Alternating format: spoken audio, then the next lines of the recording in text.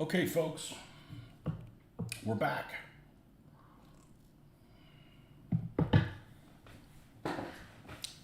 We're back with some painting and a couple things that we're going to do on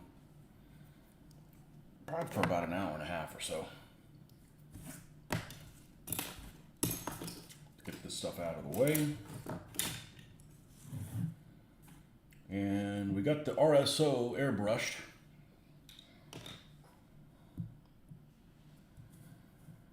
So we're gonna have to finish. We're gonna finish her off. And this panther, we were waiting on a barrel to come in, and it did come in. And we're gonna put that together. Epoxy that in place so we can finish this big cat. So let's go ahead and get the epoxy setting. That's gonna take a little bit of time. And get that happening. See, do we have something already here with epoxy? I don't remember if I do. No. Okay. No, let's go ahead and get us a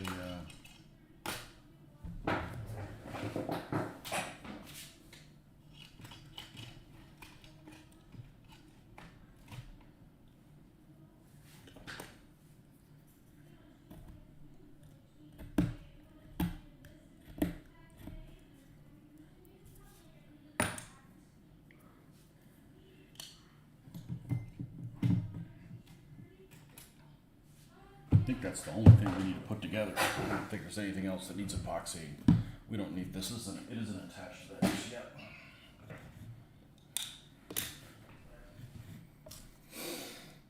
Well, we got this barrel from a company called Aber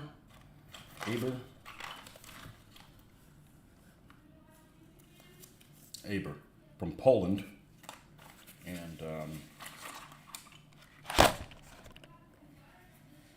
got that in the mail just as I was leaving town yesterday.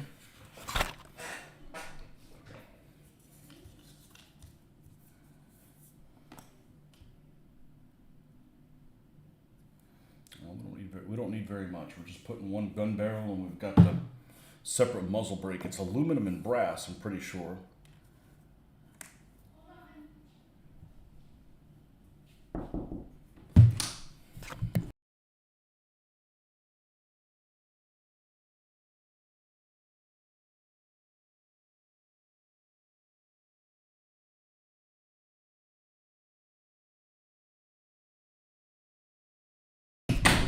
Okay.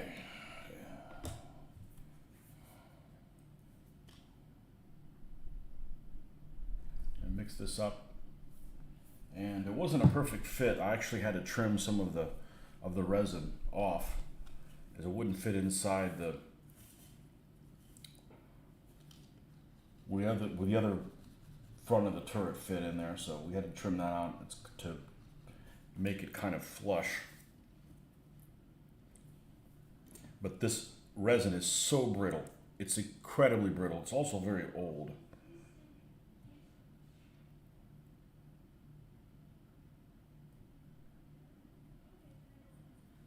And this is just going to attach. It actually comes like a center point there, so I drilled the center point in.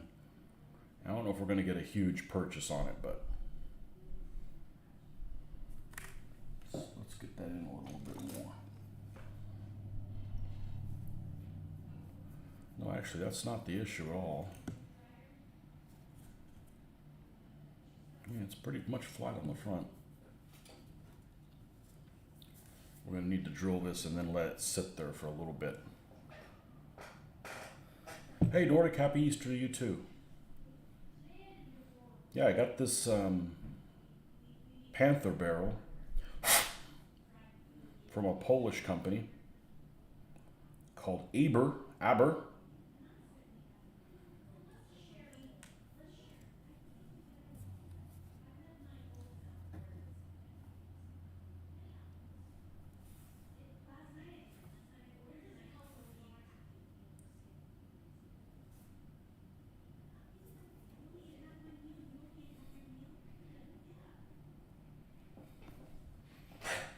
Ulf Womanschlager. Okay.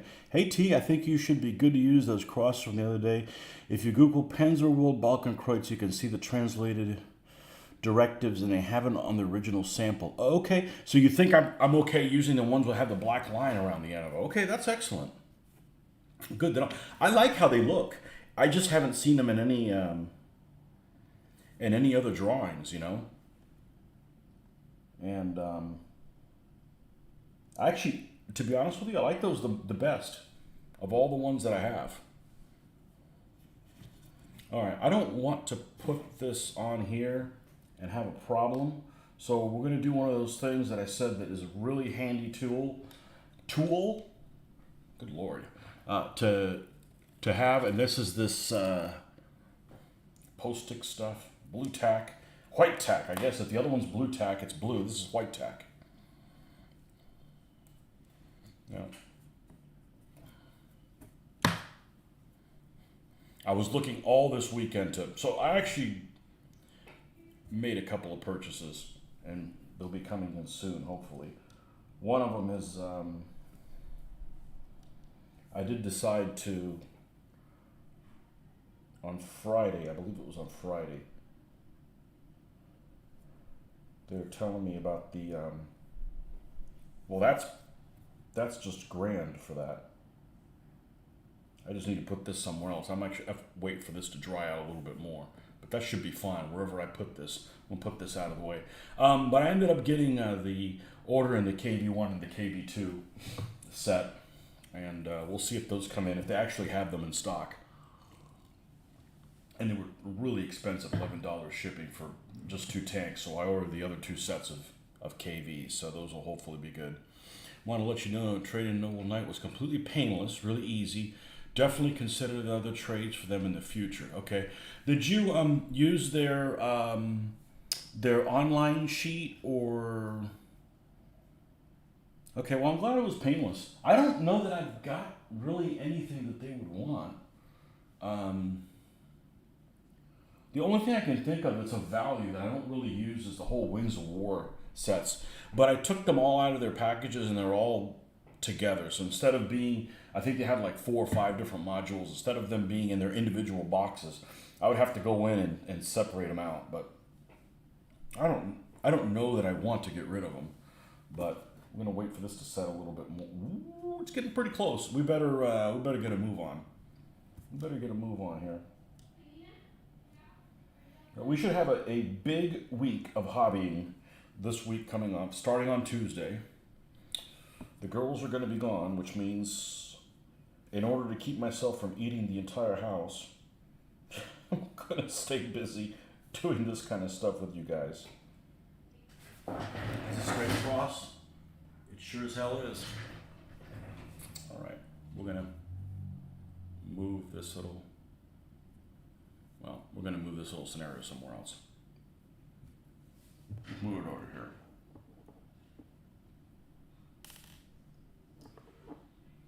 Oh, that fell off? Well, that's just as well. That way I won't have to worry about being aligned perfectly.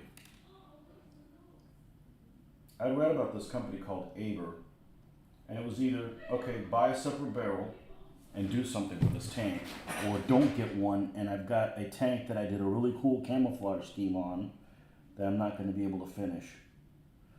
So I decided to go with this option. Let's see if I can get away with this. This epoxy is strange. It stays watery longer than the other one. It just must be a fresher batch. But when it starts to harden, you better hold on to your pantaloons because it's happening.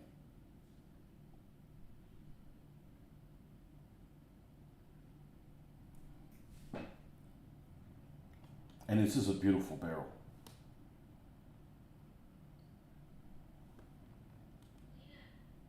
Okay, while that guy sits around, let's get the bottom half out of here.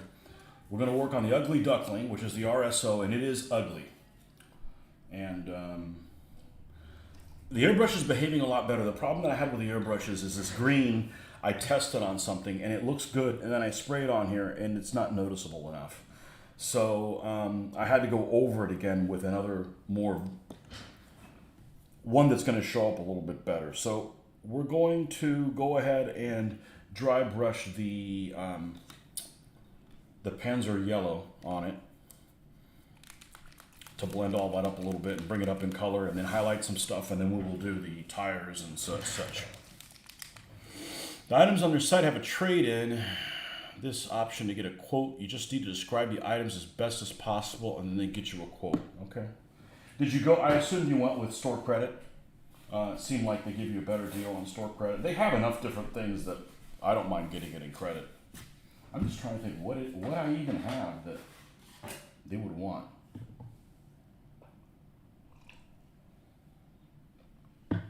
The problem with board games is the shipping. The shipping is brutal. I mean, you don't want to pay it as the seller, and you don't want to pay it as the buyer. So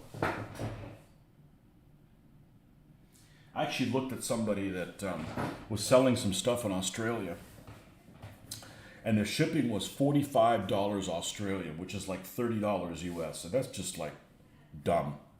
Now, they can't pay that. Not for, a few miniatures. And I don't think we're ever going to get back to, it's not going to get any better. It's not like, oh, let's wait a year and it'll be better. Okay,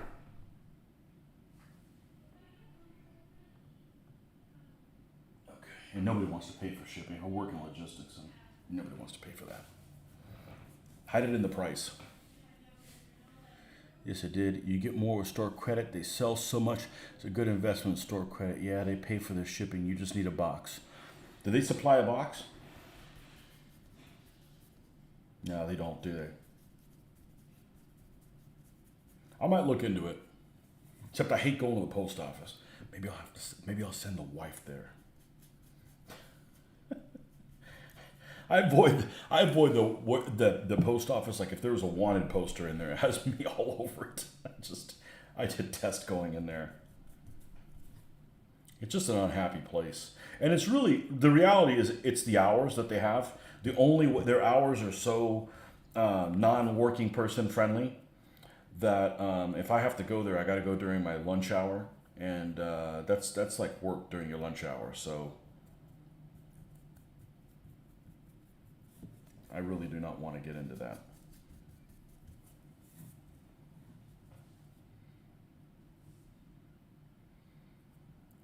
Pay to ship it through FedEx. Okay, well, I might look into it.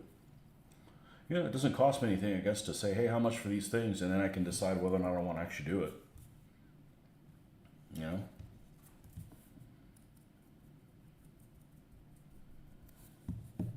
I don't have that much stuff though. I mean, for a guy, I don't consider myself a gamer, but for an enthusiast, I don't have very many things. But again, if they take time to do that, guess what? I'm not making this kind of stuff with you guys, so I'm not going to take much of this off. I just like softening up some of these, and that's probably about it with this. And we'll do the cannon here.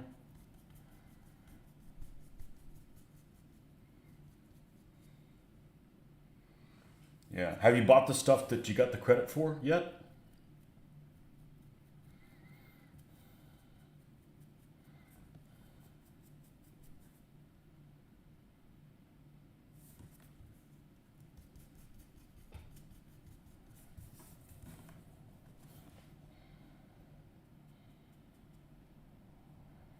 And how long did it take them to get back to you once you sent them? Hey, I got these 8 items or whatever. How long did it take them to get back to you and get you a price?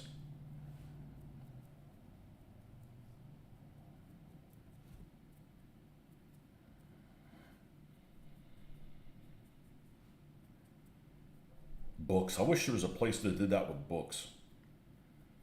Not pay for the freight on the books. Baiting, I would like to get in no hurry. Trying to get several games with over one of the better options. Yeah. I kind of regret selling something I did on eBay, but not because I didn't get a good value for it, but just I would look into it now, but I don't know that I would have played it. It's something that's still available, so if I wanted it badly enough, I could get it again and then just end up having to not use it and sell it back.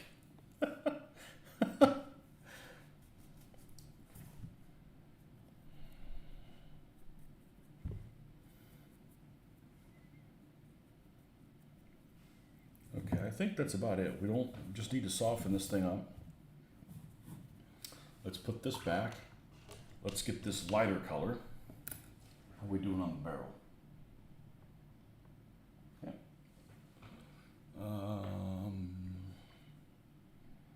Dunkelgelb highlight.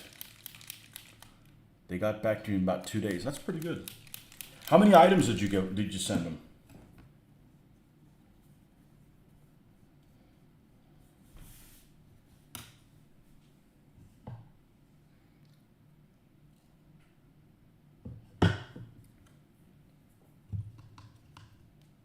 I have a few things that I don't know if they're complete or not, and I don't want to misrepresent whether they are complete. And there's something that I got from somebody else.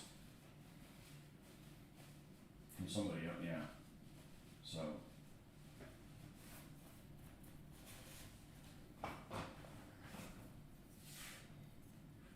Glenn Casey, welcome.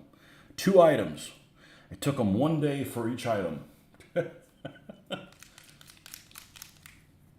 Are they in any way related to? What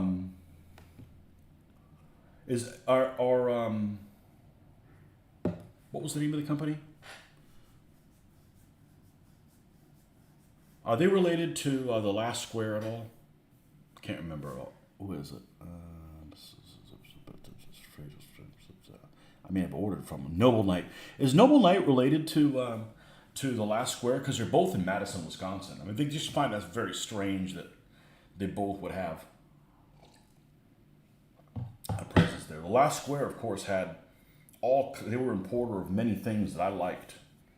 And they went kaput. Well, they had a business problem. I've called them before. Hey, do you carry this or that? We can't check inventory. Best you could do is place your order and we'll do our best to fill it. I'm like, yeah, but I don't want you to send it if I send, 12 things and you only have one. Oh, we can't check inventory. Well, you guys don't have a sale. I've bought from them before, but at a show.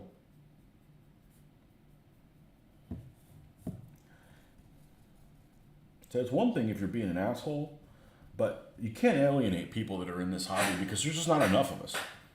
I mean, we're like a niche crowd. Actually, I'm gonna mix these two. Let me do a couple things. Let me find my freaking glasses. I really enjoyed doing this last week where I did not take my glasses out. And I could just use it with my readers and stuff. But I guess today I just wanted to make things difficult for myself. I sometimes do that unintentionally. Make my life difficult. There we go.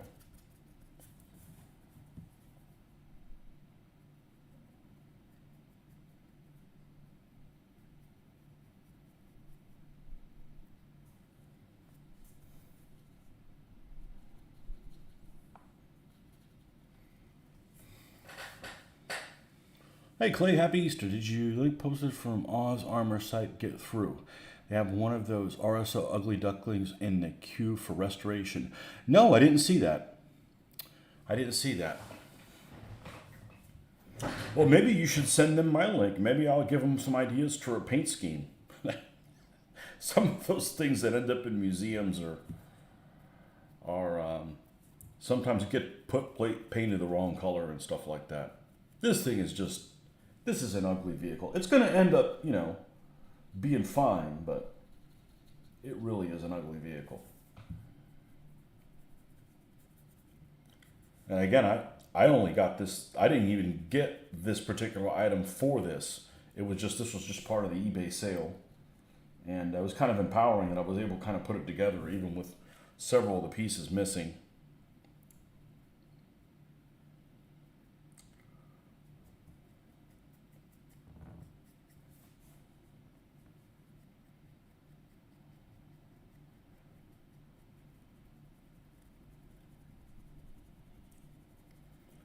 fade this more because this part is wood, and the wood would soak up this paint something fierce.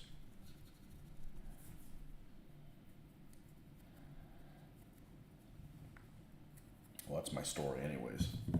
That's my backstory, my fluff backstory to this little guy. And we have a Canon crew for it. That's really going to make it come together. Is the Canon crew.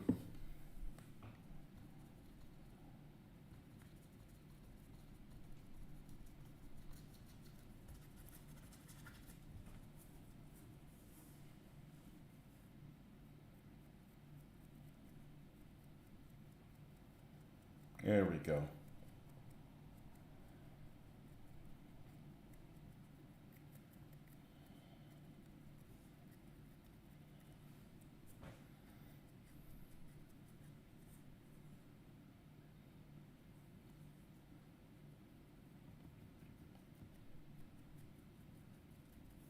I did watch the video the other day of what were they restoring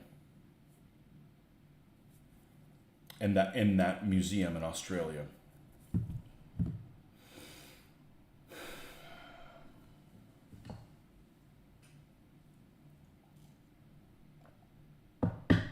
I don't remember what it was. Oh, I know what it was. It was a Tiger One. It was a Tiger One. It had done this paint scheme that made it look like trees. Honestly, it looked pretty shitty. I'm not, now, the paint scheme was done well. The style of it was just, now it doesn't mean that there weren't some that looked like that. I just think that it just looked like crap. You know, as I'll look at some things and I'm like, no, I'm not painting that because it doesn't look believable, or at least it doesn't look believable to me. You know, I can't paint everything, so I'm gonna pick and choose, you know, which things make the most sense.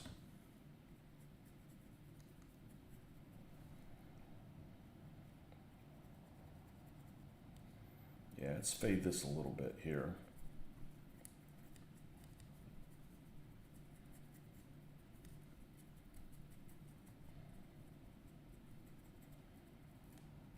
All right, let's do this Canon.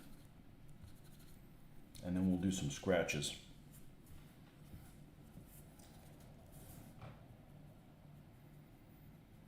But I did order the KV2 set again for the, I think, third time. We'll see if that ever comes in.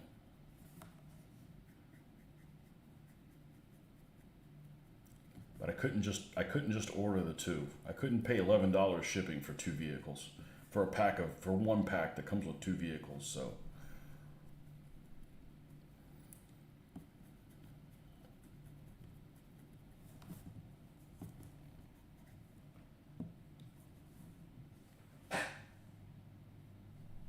They show that the RSO is steered with 2-stick tiller.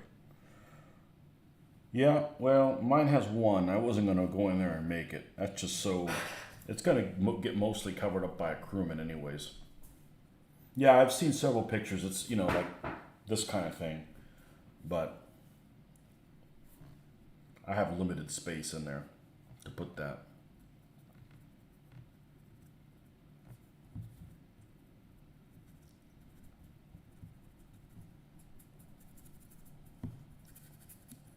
Of course, this will end up getting weathering as well.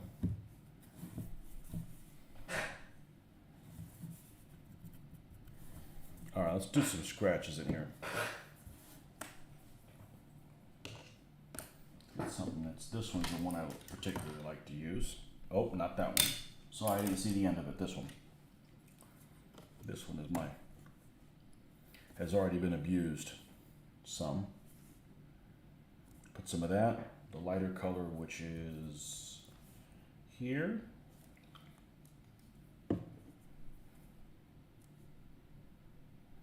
And 1 drop of the Flow Aid.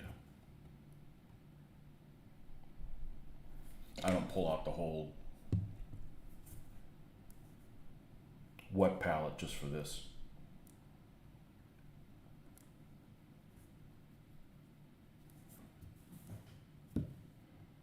Let's Let's test it down here on the wheels. Yep.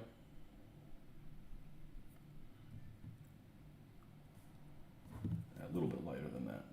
Make it a little bit more noticeable. The cab driver can't be a fatty. I know, it looks really tight, doesn't it? So what you're saying is he can't be one of those Star Wars reenactors, the stormtroopers that weigh 503. You know, they're called the 501st stormtroopers or what? I think is what it is. That's you got to weigh 500, at least 501 pounds to be in it. I mean, I understand we're all overweight, but Jesus, that's a lot of white. That's a lot of white plastic.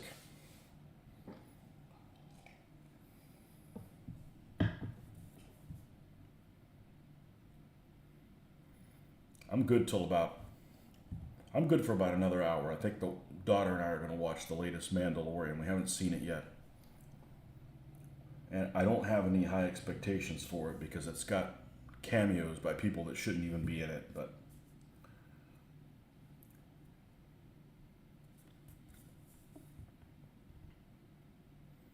we got in a lot earlier than I thought we were going to today, which is good. I don't like coming back from a trip and it's too late, especially when it's a work week. But we've got the plan for this week is the girls are going to be gone after Tuesday, after midday on Tuesday. So when I get home Tuesday, we should have a painting for about 6 days straight, heavy painting. But I'm going to try to focus it mostly on my tree project, get that up off the ground. So if I pull that off, and I think I will be able to, it's going to be pretty awesome. And maybe it'll give you guys some ideas too, you know. Yeah, there's some people that got up here with some hobnail boots and they made a mess of this stuff. So this is not the weathering, this is just discoloration and stuff.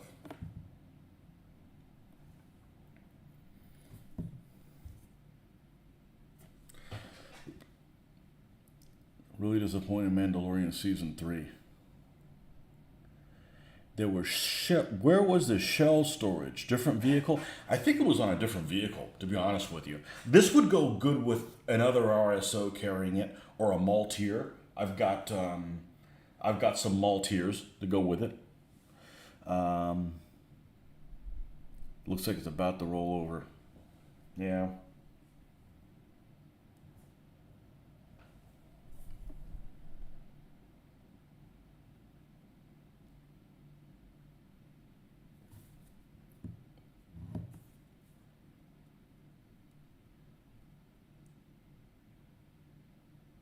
Were you the one that was saying, Nordic, that you did like Andor? I only watched one episode of it. No, I'm not a Star Wars. Would I say I'm a Star Wars fan? I guess, but it's just a movie, you know. It's not like it's anything more than that we grew up with, you know, we saw as kids. So there's that. I'm not huge on it, but it is about the only science fiction I care for. Sometimes.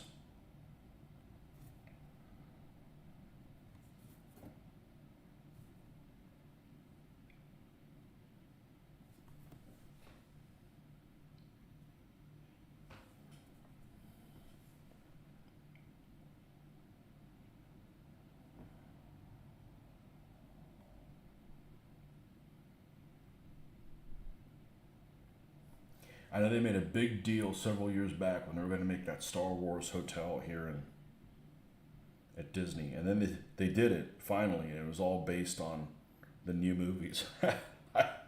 I don't hear anybody, like, raving about it. It's, first of all, it's, like, priced for, you know, only the elite can go to it. But it looks silly. After my experience of being on that ride, they have a ride here called, they have 2 new Star Wars rides. And I don't remember, one is like, I think it's called Smuggler's Run.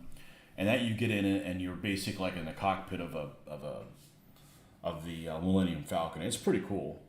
The other one is like a 3-part ride where you go into a simulator, and then some live action stuff where you get taken somewhere, and then you get put on like this people mover, and all kinds of stuff goes on. I've been on it one time. It's pretty neat, but there's a part through the middle of it where you basically get let out like you're prisoners, and so spoiler alert. And you get lined up, and then these characters, these live action characters, walk back and forth. You're basically being questioned. What are you doing here? And they're real people. It's different every time. It's live action, but the people they have cast as these scary Nazi-like guys that are questioning you don't look anything like. They were extremely miscast. They're not people that you basically, they look like Warhammer 40K players. I'm not scared of any of those jokers. You liked Andor. You read the old expanding universe. I'm invested in Star Wars as a fan of the perspective. Disney Star Wars is Star Wars in name only, although they do have some nice shows. Yeah. Well, poop. I knocked this down at some point. Well, we can remedy this because she is not glued down yet. Epoxy is actually really forgiving because you could bend it back. Let's put a notch in this thing, and let's put this guy out of the way. Come on, you could do it. Let's see, if I want to raise it more, then put it closer to the barrel. Okay, cool. And I'm fine with it being even. It doesn't necessarily need to be raised. Okay, let's make sure it's not over at 12 degrees like it is.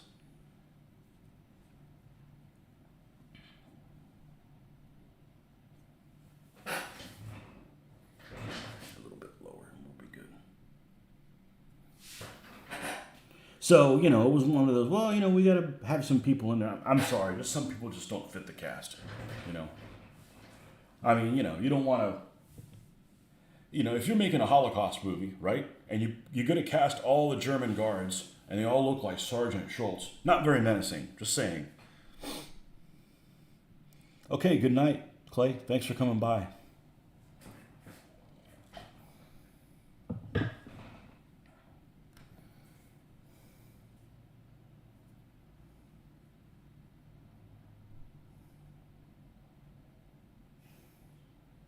There was a comment on some post or whatever that said something about, it wasn't something along the lines that it wasn't fair to ugly actresses that they weren't cast as Charlize Theron's role in Monster.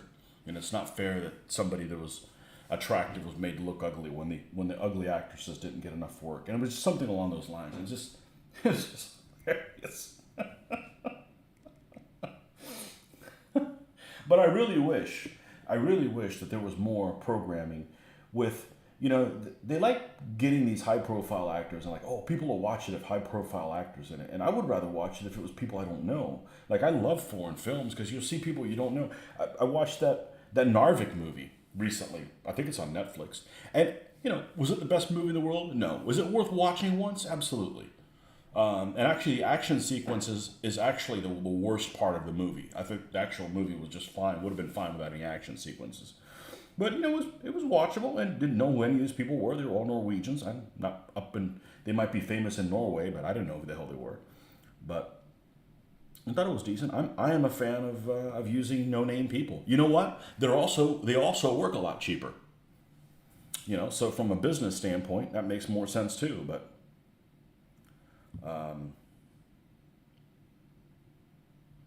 I'm kind of done watching these movies with these people that get regurgitated in every single thing. It's like, we got to put Brad Pitt in it or whatever. I don't want to see another movie with him in it. It doesn't necessarily go with doesn't have to be everybody in it, that you've seen in every other movie.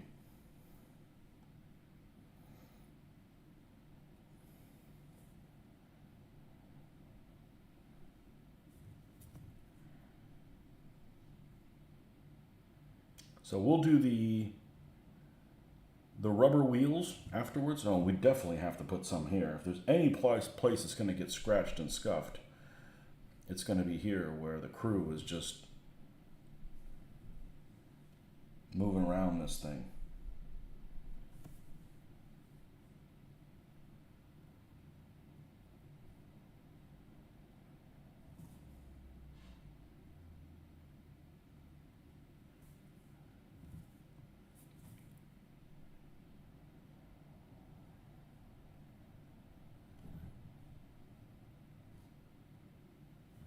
And now we're going to go ahead and take this up to the next level. And let's pick out some details that are going to stand out, like the edges and shit like that.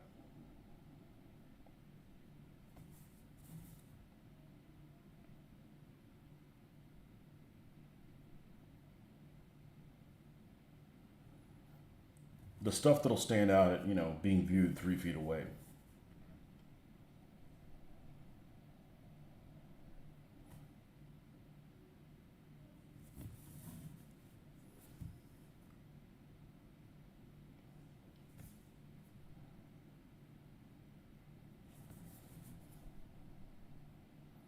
No fatties in the cockpit. You won't be able to get out.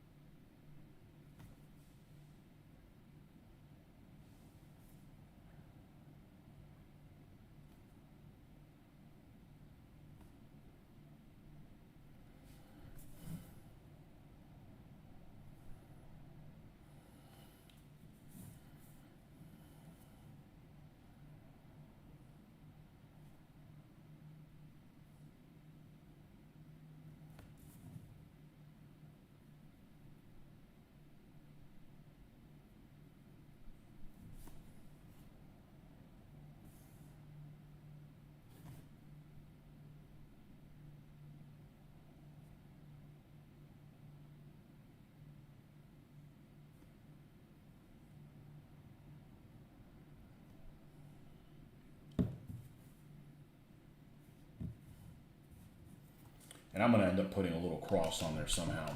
Something to tie it in. Give it something of interest.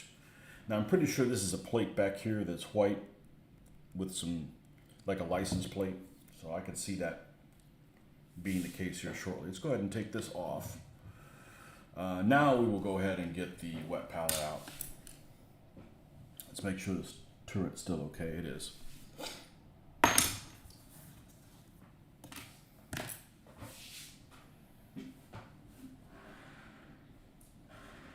This weekend flew by way too fast. Okay, this thing is officially dead. We're going to put some water in this. I'll be right back.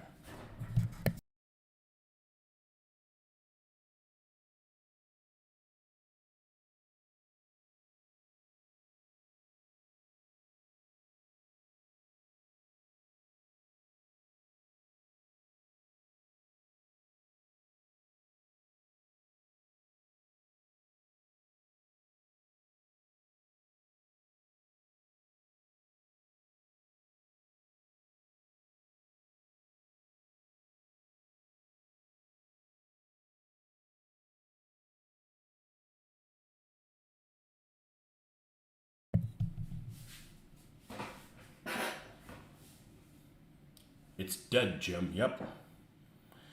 Yeah, even I know what that's from, and I'm not a fan of that series. I didn't grow up with it.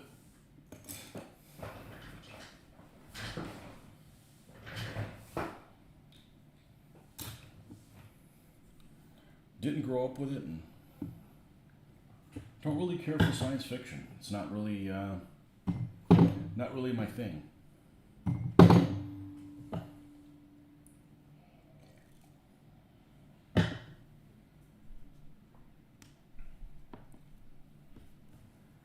Okay, let's get the black out here.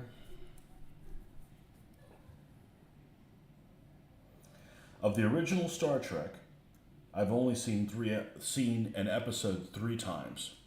Twice it was the same episode. It was that same episode where they go to a freaking gangster planet. Like, that's just dumb as hell. You know, that's like, okay, we got all these gangster outfits. What do we do? Oh, well, let's make an episode where they go to a gangster planet because they had all these, you know, gangster clothes that the production department wanted to use.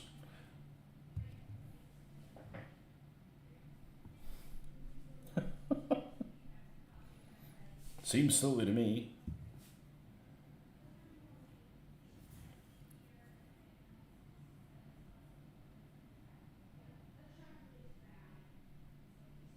I didn't grow up with it. Not a fan of original series. I do like the movies. I grew up Next Generation, Deep Space Nine, and Voyager. Haven't seen Deep Space Nine really at all. Haven't seen Voyager at all. I watched Next Generation because a friend of mine had to catch it, and I caught a couple episodes in it, but I ain't care for it either.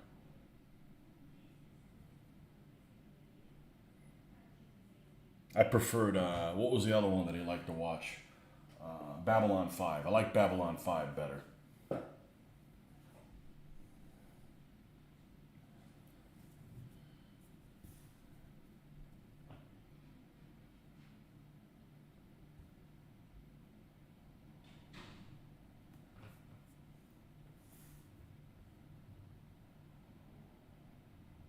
And I'm the only person that doesn't like Firefly. I don't like Nathan Fillion. So, it's kind of a hard pill to swallow if you don't like Nathan Fillion. Yep, I'm the one person.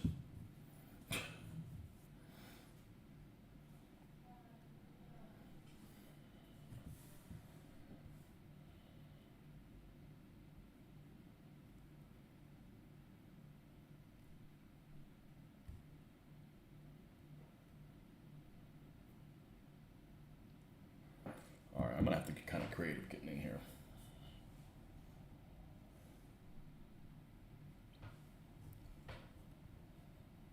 Yep. Why does everybody suck Firefly's dick? There you go. I just said how it is. Why? Why is it so good? Why do you guys like it so much? He seems like a shitty cross between Han Solo and freaking Brendan Fraser. I don't like him. You know?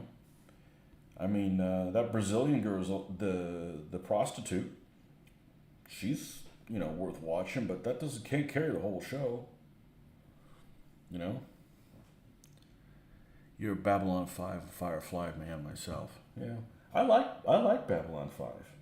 I don't know if I would sit around and watch it. I watched it because a friend of mine was watching it, but there's enough characters in there that, that I cared for, but you like space operas. Maria, she's cute. Yeah, but she couldn't carry the whole show. I mean, that was for me. That was the only thing the show had going for it.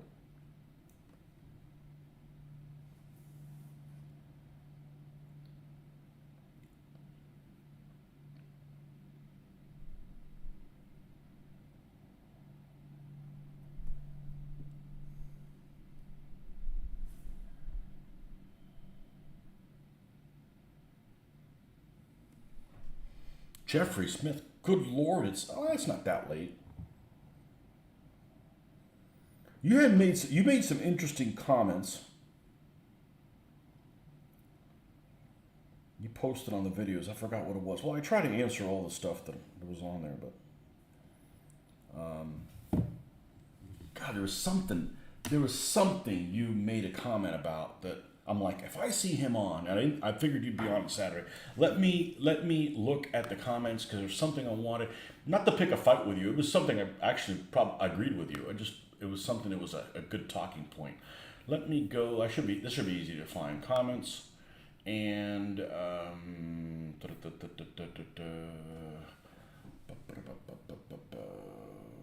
oh, who would I like to see play Napoleon? Who would I like to see play Napoleon? Well, no, not somebody I don't know. Not Joaquin Phoenix. Deep Space Nine was a Babylon 5 copy after it was pitched to the studio. I could see that.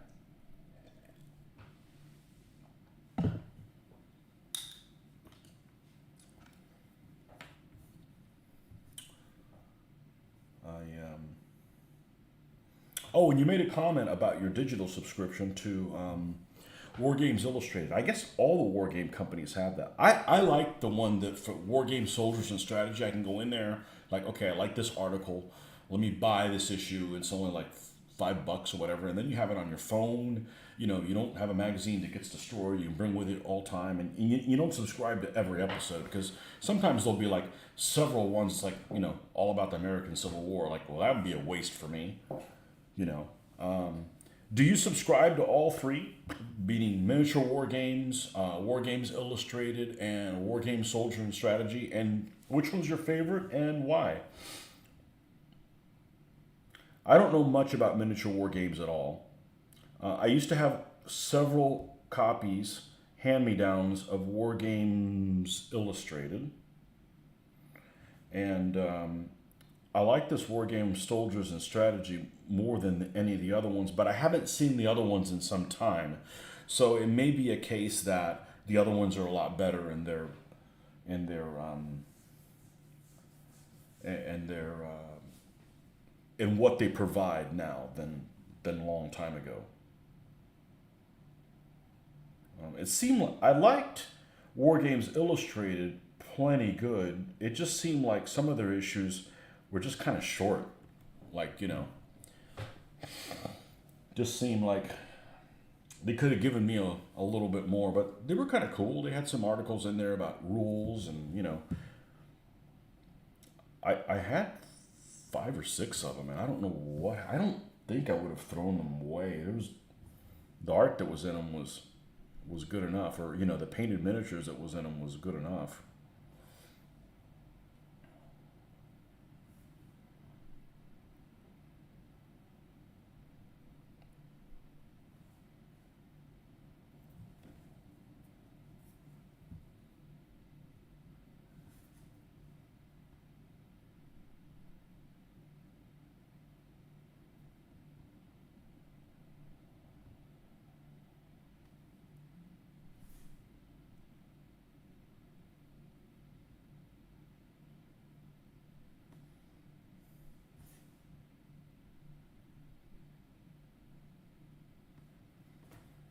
It should be good enough for that. By the time we weather that, you're not going to be able to see anything. I tried to leave a little bit of a rim because these do have a little bit of a rim. All right, let's do the track color, which we're using SS Camo Black. That's what it used to be called. Whatever the hell it's called now. Where is she? Is it over here in the wrong place? There it is.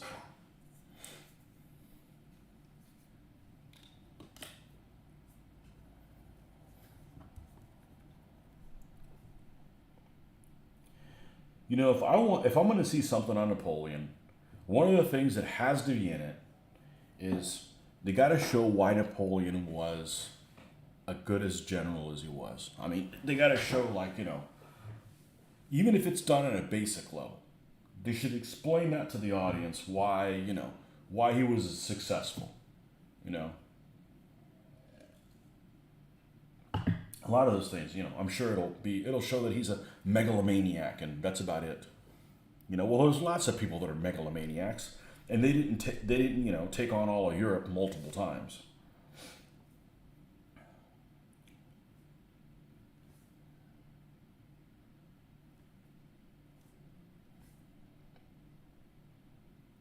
But they probably won't do that because we want it to be accurate, educational, and interesting. And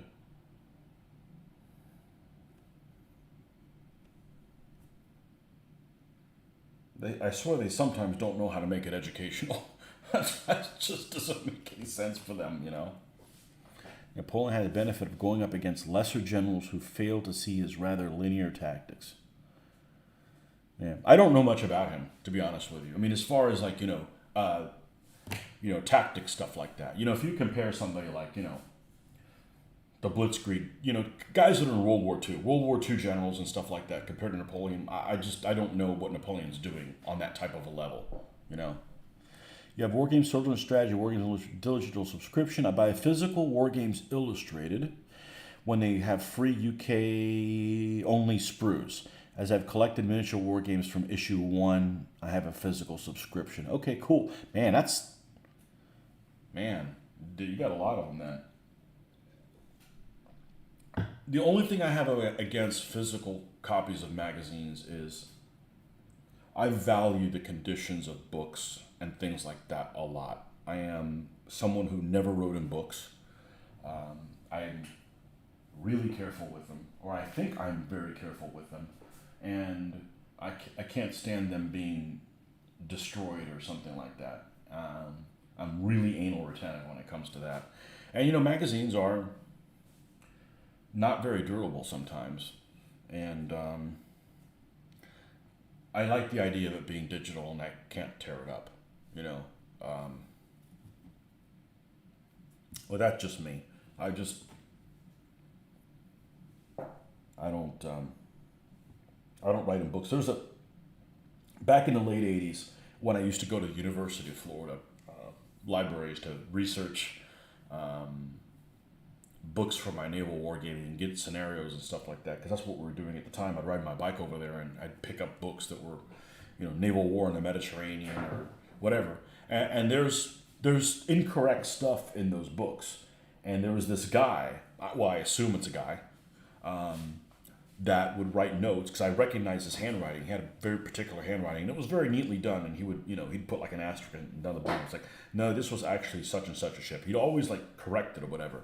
And it was funny because I saw it one time, and then he had gone to the same type of books that I had gone to or was looking for, and was correcting kind of stuff on there. So it was kind of interesting to say. I don't know who this guy was, but he obviously was interested in the same kind of stuff I was, because he.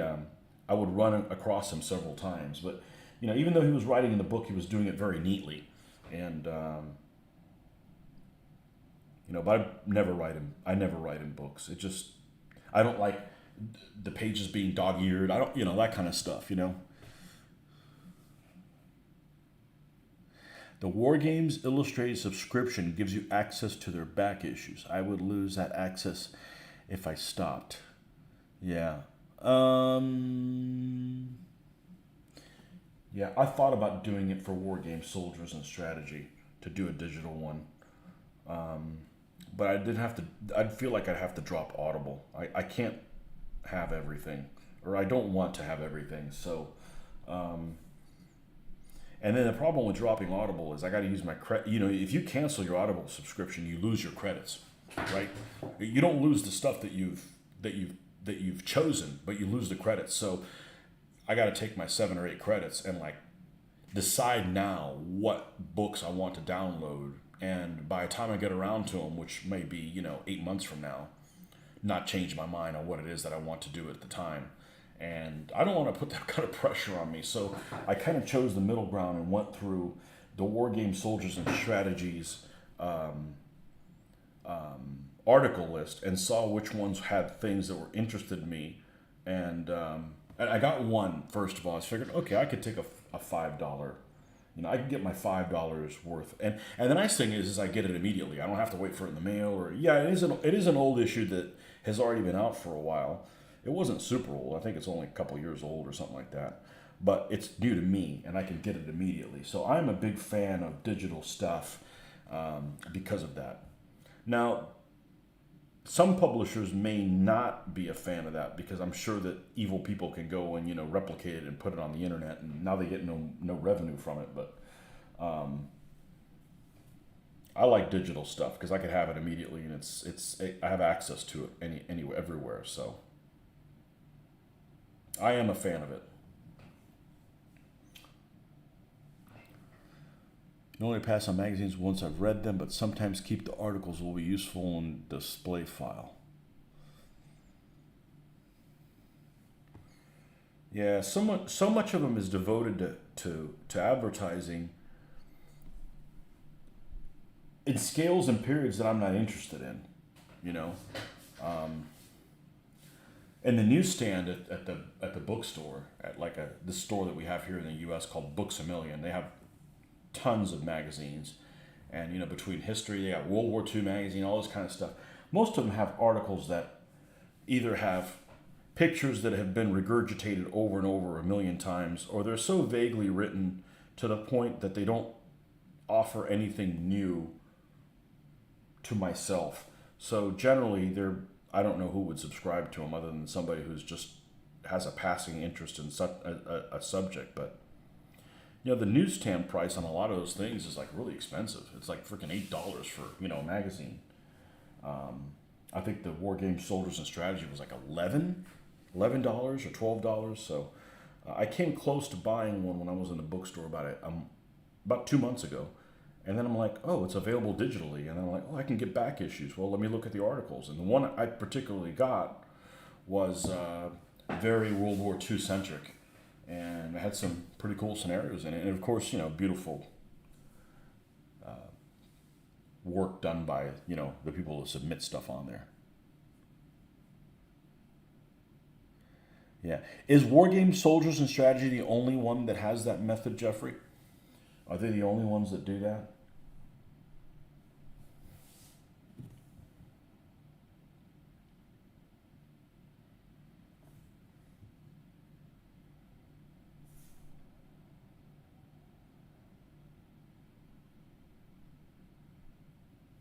The other thing is some of these magazines will have you'll find an article that you really like, right? So it starts on like page 20. So you read like 2 pages and it continued on page 94. I'm like, the hell, man? Like put it all together, it's why you got to split it up that much? Well, so you see the rest of the magazine. I've already bought the magazine, potentially, too disjointed.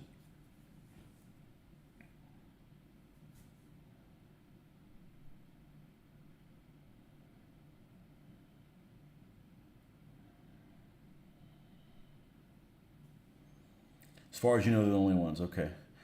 Why did they stop their YouTube channel? They used to put out painting tutorials. I don't know. They might have done it to try to get people to subscribe, and they probably saw that, oh, then nobody subscribed using the tutorials, and they stopped doing it.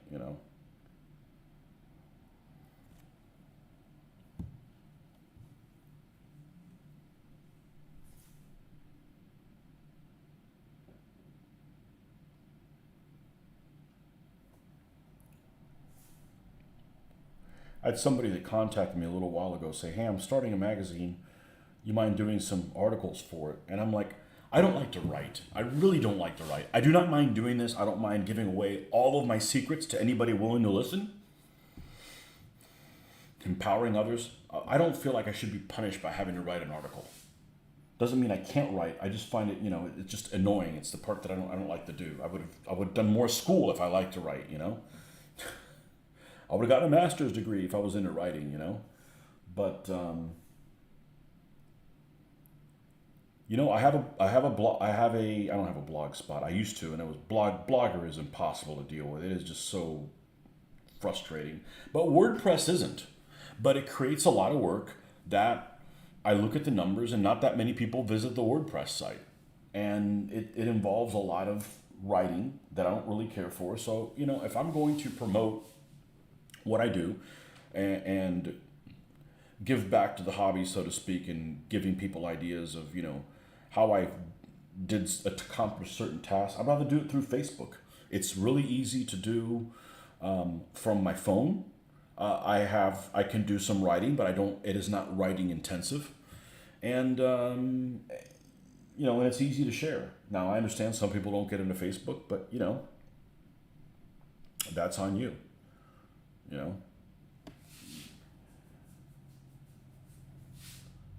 You got to make it easy for the people that are willing to give you stuff for free, or if it comes too much of a pain in the ass, you're not going to do it anymore, And then just like I said, I'm doing videos until they're too much of a pain in the ass to do anymore. And they became too much of a pain in the ass to do for DBA for multiple reasons. So I don't do them anymore. So, as a matter of fact, that came up today. Somebody asked a question on the DBA site and DBA Facebook page, and I want to keep people interested in the hobby. I don't really have anything bad to say about DBA. Had some great games playing it, and I answered a question. I answered a question the way we've always played every game, and then realized that apparently we've been doing it wrong for ever. We've been playing something wrong, and it's just it just reinforces. I'm glad I don't play that rule set anymore. It is just, there's no way to win. And I don't mean actually physically win the game. It's, you want to play the game correctly. And I am not wired to understand that jambalaya of language thrown in paragraphs how it is. And I'm glad in October I basically wash my hands of it and I will not play it again anymore. As a matter of fact, after this weekend, I won't even make my own version of it anymore. I was thinking, well, I'm gonna make my own, some house rules, and not to sell it or anything, but just like for scenarios and stuff like that. No, I'm not going to. It's way unsatisfactorily a lot of work. It is. You try to do the best you can, and it just isn't good enough, no matter what you do. So it just isn't worth it. I am very happy doing what I'm doing right now. Now, I'm not leaving wargaming hobby. I'm not interested in playing tournament game that I can't change the rules if they don't make sense, or organize them so that if 12 people are playing this game and like, well, that rule doesn't make any sense, it's stupid. Well, you have to keep playing it that way because it's a tournament that could be played in other places. I'm not doing that anymore. If something's dumb, we're changing it. Especially, it's not like my way or the highway. It's like everybody I'm playing with agrees that it's the wrong way to do it, but that's how it is. I'm just not going back to that, Like I said, it's nothing against Phil. I love the man. And he was instrumental in a lot of stuff, but we're the guys on the front lines teaching his game to other people. And there's a point we just don't need to be tortured anymore, Like DBA style of game, but the rules are just too hard to read and understand. Yeah, and we're not dumb people. I mean, I'm not the smartest person in the world, but, I've been successful in my job for almost 30 years. I went to college. It's just, and sentences aren't necessarily poorly worded. They just need to be parsed in different places. They need to be organized differently. And that's kind of hard to, let me give you an example. Advanced Squad Leader. I used to play Advanced Squad Leader when I was 18, 19, 20, 21 years old, 22. Theoretically, at a time when I was quote unquote dumber, okay? Not as intelligent or didn't have much of an education or whatever. I never had a problem playing those set of rules. Because sometimes you would have trouble finding something. She's like, well, we can't figure this out. I'm playing against somebody else. Let's just go with this is probably what they meant. And then in a later game, you actually end up finding the rules and you realize, oh shit, we did it right. Because it's kind of logical. I've done that with DBA multiple times. You can't use logic. You can't use real world examples because it's just so abstract. And I don't think abstractly, So maybe somebody who is really good at Algebra 2 would be really good at DBA. But, it's really frustrating when you try to do something good, put out a couple hundred videos, and you realize, oh, every time there's a hill mentioned, we fucking played it wrong. Now, it's still legit because both people agreed to it, but my point is not to get people to play the rules the way I want them to be. I want people to play the rules how they're supposed to. I don't have like an ego issue where it's like, you got to play them the Tony way, And it's just really frustrating that it's like, well, you got to discount all that kind of stuff. So I'm not taking the videos down, but because it's just kind of like a primer to get your foot in the door. But it's just really frustrating that you just can't get it right no matter how many times you get it. There's always something that you miss. And sometimes it's because you missed something. Sometimes it's because it was a certain way in DBA 2.2 and it changed in 3.0 and we weren't aware of it. We're not out there trying to see, okay, well, let's see what changed so we can pull one over on somebody else. I just want to take my figures and roll some dice and see them in action, But I'm not going back to it. I'm not going back to any DBX type games. It's just the way I think and the way those rules are written are incompatible. I'm on AM and it's on FM. It just, I'm moving on. So, but at the same time, I don't want to badmouth him and say you're an idiot for playing this or that or the other. I have a lot of respect for the man. So much that I don't want to play other rule sets that obviously take his work and modify it a little bit and charge for it. I don't think it's right, because he has put a lot into it. Now, we've played the game a hell of a lot more than he has, but He's obviously thought a couple of things. They're worded in such a way that the man could be brilliant, but they're worded in a way that most of us are going to get it wrong. So we actually don't realize how brilliant he is because we're playing the rules wrong. I don't know if that makes any sense, but you switch to Triumph, same style of game, just more understandable. Yeah. Too bad they lifted his army list. That's why I won't play it. And that nobody in Florida wants to do it. If you want to play it, that's fine. I just feel dirty that they charge for his rules. And his army lists are basically, his research. But, if you want to play it, that's fine. Nobody in Florida wanted to play it, so we didn't do it down here, But I'm not really for that. I'm not really a player for that kind of abstract type of game, It was a point where I'm like, okay, well, I got to keep this going because I don't want to spend the 10,000 hours I've spent or so estimated painting all these 15 millimeter figures. I don't want that effort to go to waste. I don't want the rules to disappear and I can't play with these things that I've invested so much time in. And now it's gotten to the point where I don't want these frustrating rules to keep me from doing World War II stuff. I just don't have the energy to do both. I can't do this and 15 millimeter type armies.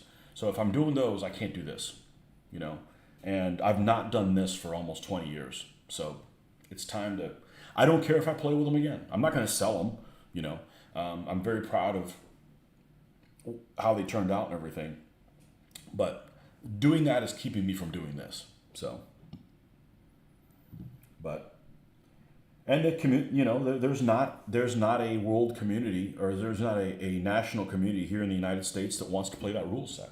I promoted the living shit out of it the last 2 years, and people just didn't show up to play it, and that's fine. It's a free country, but at some point I'm like, I'm tired of being held back by something that people just don't have an interest in, no matter how much I try.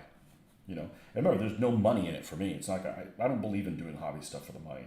You just do it because you're loving your passion. You want to interact with other folks, and I've met some great folks doing this. But it's holding me back at this point.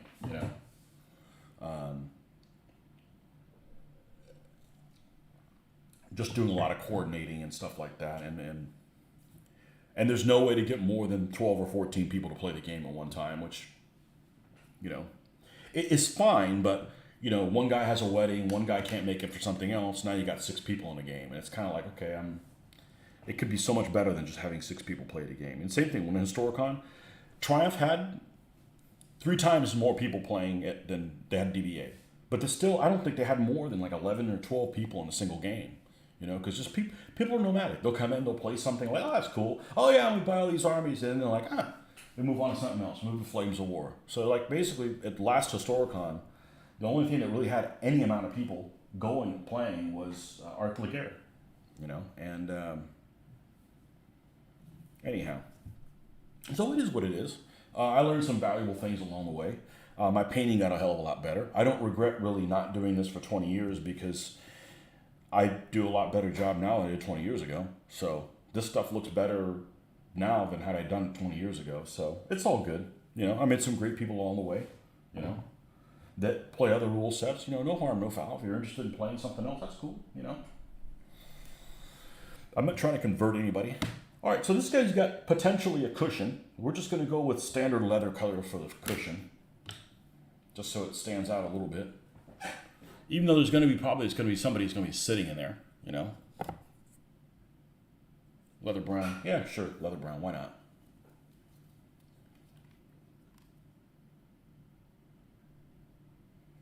Mitch and I actually, our plan was to play Triumph at Historicon. And we did. We played it twice. And both times, 1 week before we went to Historicon, they changed the rules significantly. So, we're playing DBA 3.0 because that's what people in Florida wanted to do all throughout the year. Historicon's coming. Okay, cool. Let's start playing Triumph so we're familiar with it. Not because we want to win, but because you don't want to go into a tournament feeling like you're an idiot. You don't know what you're doing, right? You're screwing the whole thing up. So, okay, recalibrate ourselves to do Triumph. And 1 week before, just when we got ourselves recalibrated, they came out with some expansion or something that they changed the rules significantly. So now we got a week to straighten everything out and remember how to play the new version of the rules. They did that 2 years in a row. And I'm like, fuck this, I'm not doing it anymore. You know, I'm not going to do it anymore. Here in New Zealand, people in the North Island play 28mm DBMM. South Island players 15mm Art de la Guerre. Yeah, and you got to paint. You got to play what people in the area play. You know, so you know, even if we would have wanted to play Triumph, nobody in Florida wanted to play Triumph other than Mitch and I. And I'm not really a person that's into converting people. I'm kind of like, you know, if you like the color red and like the color green, enjoy your color. You know, I really don't care, you know. Besides, I didn't invent the color, so I don't take it personal. You know, this, I really like this rule set. It's extremely anal retentive and moves very slow. If other people don't like it, that's fine. They don't have to play. I will solo this. Right now, I'm just enjoying painting these things and with the idea that it is a war game miniature and could potentially at some point be used on the battlefield. That's what my intention. Actually, I'm not ready to play yet because we don't have the scenery up to the point where it needs to be. But we will get there. We will get there. That's what we're going to work on this week. But I'm not into converting people. I'm not going to knock on people's door and say, "Hey, you're an idiot. You should play this." I don't care. You know. But likewise, I don't like being converted either. Like me, leave me alone. I'll play other people's rules.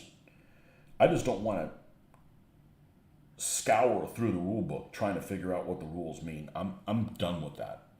I've spent way too much time doing that in the past, and I'm not going to do it again. I don't find it enjoyable. This is very creative. Painting is very creative, liberating, and makes you feel good. Trying to figure out rules, just not interesting at all, you know, to me.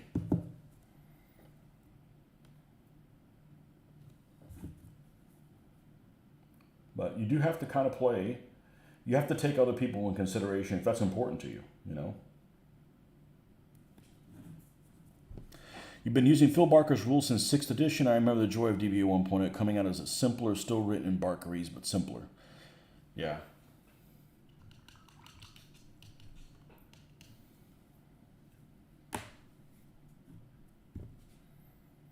Yeah, I don't have a problem with the scale of the DBA per se because I am not, ancients and medievals is not my religion, so to speak. World War II is. So there's no way I would play a Barker type game for World War II. There's absolutely no way. It is just, it's not what I'm here for. It is absolutely not what I'm here for. So, what's next after we do this little thing?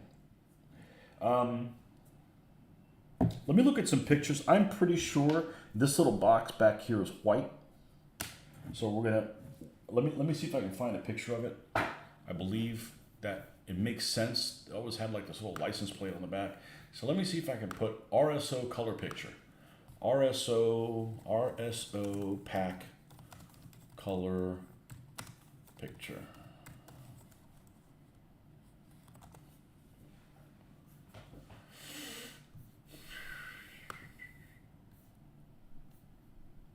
Okay, here's one in a museum. Okay, it's got a license plate number here in the front. Okay, cool. Just under the lip. All right, we can do that. Does it have a little box? And I will fudge the number. I just do like, no, you can't even tell what it is because I'm not going to do the research on, you know, exactly which particular one it is.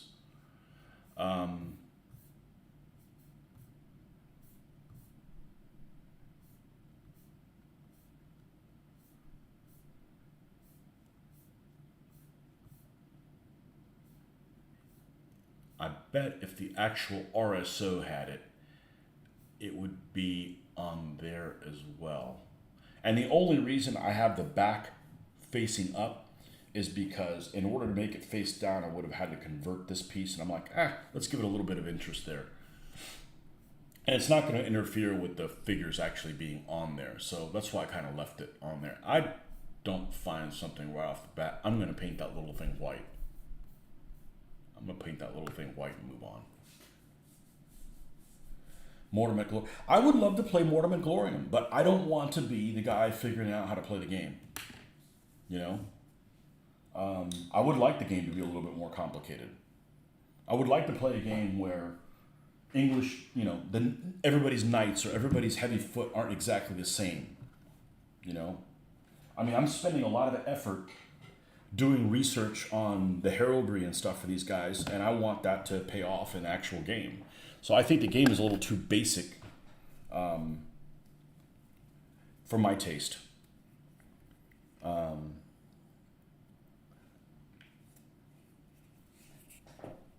I think DBA is a little too complicated, and how you actually conform and fight with the other unit, and a little too uncomplicated in how the action actually happens. I wish it was a little bit different, but I played 25 freaking 100 games of it, so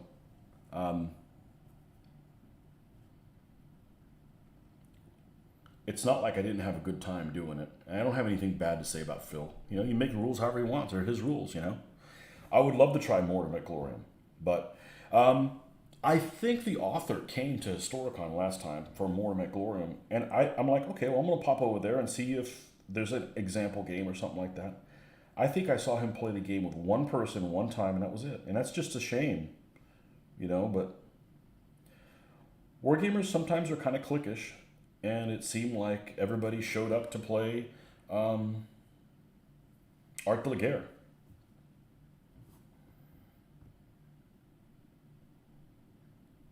And that's fine, but that's way too many troops for me. And Art de la Guerre has a thing called, DBMM has a thing called Inert and Brilliant Generals. And Art de la Guerre does as well, and they have the same list of both people. So it's like, it just seems suspect, almost like they just copied Phil's work, and it just doesn't sit well with me. But it's just too many figures in the game. And I just don't want to play a game where guys have to line up exactly from each other. It becomes very wooden. And I actually showed up the first time I played DBA. My intention was to play Armati. And nobody showed up to play Armati. That was the first time that there was not an Armati tournament at the show. And I was actually going to play Armati because I had played in a test game of it, and I'm like, oh, okay, good. I wanted to play something that was different, meaning medieval or Renaissance stuff in particular. And I had just been a World War II gamer only up to that point. This is in 2004, and nobody showed up to play Armati. And there were these guys pushing these other troops around, which was DBA, and the rest is just history. But I had no intention. I'd never even heard of DBA.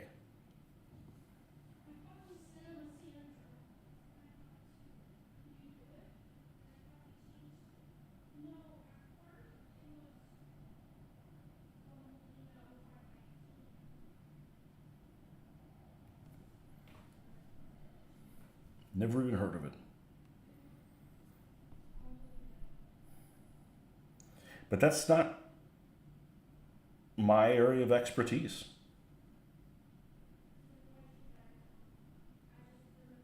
I had never played a game with Romans in it before. I wasn't against it, just nobody played it.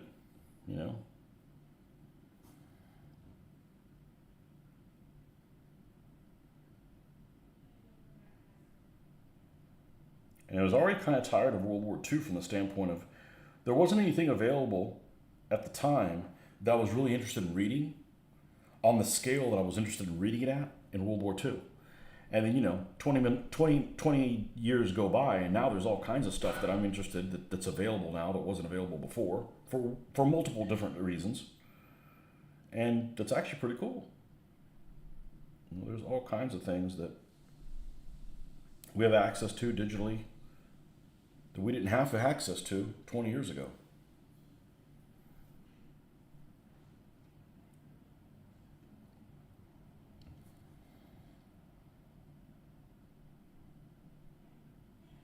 But I'll play any game. I'm just talking about, stuff that I'm gonna get gung ho for create things for. I don't want to spend all this work painting these miniatures and then play a game like Flames of War that just doesn't have the detail that I want in the set. I'll play Flames of War. I'll play whatever, but I'm just going to be a player, and I'm never going to learn the rules, and I'm not buying stuff for it, and I'll just roll dice, and I'll have fun, doing it, but... wise man once said, can't be into everything. Okay, I think we got time to do this. These numbers, and I'm going to fudge my way through these numbers.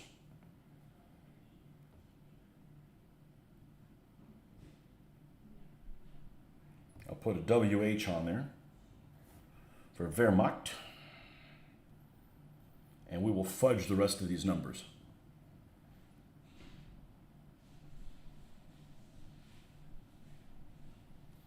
And it'll end up looking like something from Star Wars. Oh, and my screen's frozen. Damn it, man.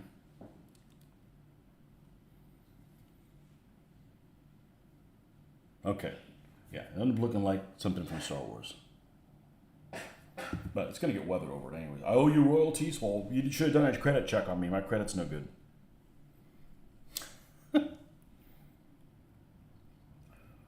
We'll do the WH on this as well.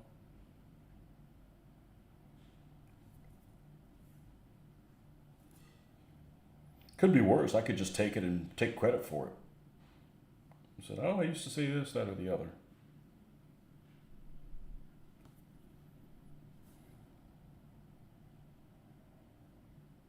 Isn't that what most people do? We live in a land of no honor. Yeah. That works for me. I don't over-cogitate about that too much. All right. Now, if I was an RSO pack, where would I put a Balkenkreuz at? Because I want to add it to it because it's it's another thing, and obviously it needs to be somewhere visible. Back here could certainly be one of them in the middle, and also one on either side here. But let me see if I find any definitive. I don't know that I've seen anything with them on there. You played Onus Trionis a couple weeks ago. It was described as a mix of WRG6 and be able to the Eurogame twist of cards. Add some. I like games that use cards. The only thing I don't like about cards is I am a nit. I love playing games with dice. I absolutely hate playing games with cards that are used as dice because I am a terrible, terrible, terrible card shuffler. Terrible. And I've watched videos on try to shuffle. I am not going to restart and put a new Windows update. I do not want Windows 11. Go fly a kite.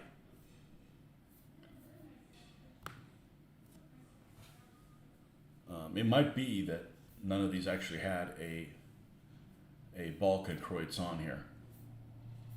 And that may be the case. But I think at a minimum I can put one on the rear. But let me check on one thing before I go down a rabbit hole.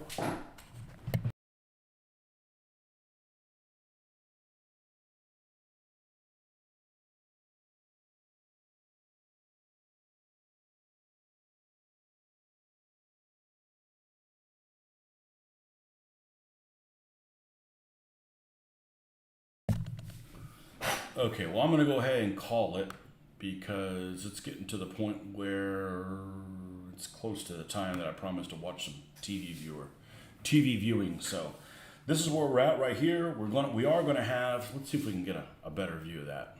I said this lighting is great for me. It's not necessarily great for you guys. See, that's not necessarily accurate. Let's do something like, oh, you know what? It's the exposure offset, I think, is what the problem. No, that's not what it is.